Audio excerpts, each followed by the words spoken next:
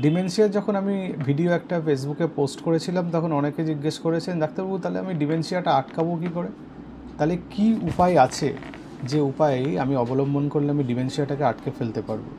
তো আমি বলি 4টে জিনিস। 1 নম্বর, স্মোকিং অ্যালকোহল বন্ধ করতে হবে। 2 নম্বর, আপনাকে রেগুলার এক্সারসাইজ করতে হবে ফিটনেসের জন্য। এক্সারসাইজ না করলে আপনার ব্লাড সার্কুলেশন বা অন্যান্য শারীরবৃত্তীয় কাজকর্ম ভালো হবে না, তাতে ডিমেনশিয়া প্রেসিপিটেট করবে।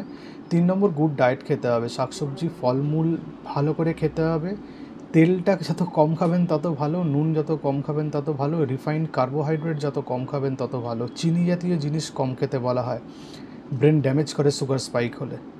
আর 4 নম্বর হচ্ছে সোশ্যালি অ্যাক্টিভ হতে হবে। সোশ্যালি অ্যাক্টিভ মানে আপনাকে সবার সঙ্গে ইন্টারঅ্যাক্ট করতে হবে, আত্মীয় স্বজনের সঙ্গে, বন্ধুবান্ধবদের সঙ্গে টাইম কাটাতে হবে, সোশ্যাল অ্যাফেয়ার নিয়ে আলোচনা করতে হবে, আপনার মাইন্ড, হার্ট এবং সোলকে এনগেজ করে রাখতে হবে। এইটা করলেই নাকি ডিমেনশিয়া প্রিভেন্টেড হয়, সেটা বৈজ্ঞানিক গবেষণায় প্রমাণিত।